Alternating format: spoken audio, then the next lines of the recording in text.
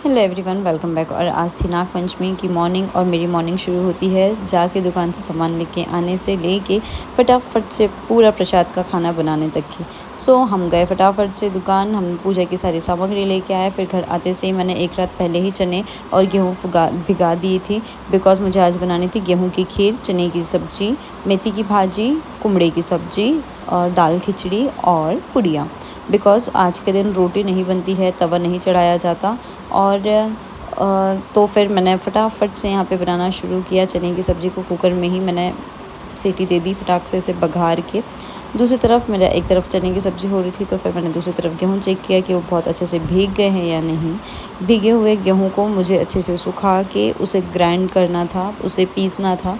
फिर पीसने के बाद में उसे भूंज कर से बहुत अच्छी। दूसरी तरफ थी मेरे मेथी की भाजी और कुमड़े की सब्ज़ी। मैंने फटाफट से कुमड़े को काटा और यहाँ पे लगा दिया सीटी सब्ज़ी पघार के। कुमड़ा कट होते ही मैंने मेरी मम्मी को दे दिया मेथी की भाजी की वो मुझे फटाफट से मेथी की भाजी तोड़ के दे दे। और जैसे यहाँ पे मेरी चने की सब्ज़ी हो रही थी, वहाँ पे साइड साइड से मेरी कुमड़े की सब्ज़ी भी बनना शुरू थी।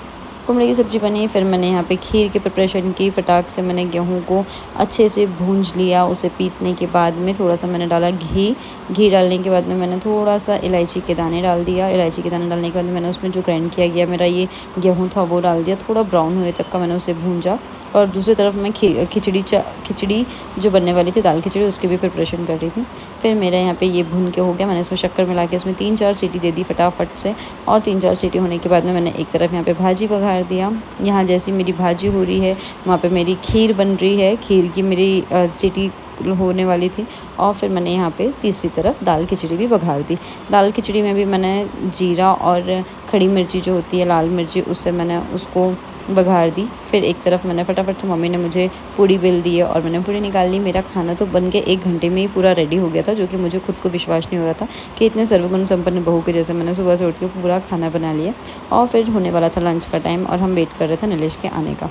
यहाँ पे मैंने 2 थाली निकाल दी थी। एक तरफ जो हमें मंदिर जाने पे भगवान को जो नेवैद्य चढ़ाना था वो वाली, और दूसरी तरफ जो हमारे घर में नेवैद्य चढ़ाना था। फिर मैंने की फटाफट से पूजा, भगवान को नैवेद्य लगाया। और इतनी अच्छी किस्मत थी कि नीलेश भी टाइम पे आ गया। हमारा टाइम इतना मैच था कि जैसे मेरी पूजा ख़त्म हुई आरती के टाइम पे ही, और वो वैसे ही घर में पधार गए, तो उन्होंने फट से आरती ली। हम तीनों मिल के गए मंदिर। पास ही में हमारे घर के एक मंदिर है जहाँ हम गए। नीलेश के हाथ से वहाँ पे पूजा करवानी थी क्योंकि नाग पंचमी थी, और मम्मी को था कि हम दोनों ही एक साथ जाके वहाँ पे पूजा करें। हमने जाके वहाँ बहुत अच्छे से पूजा अर्चना की।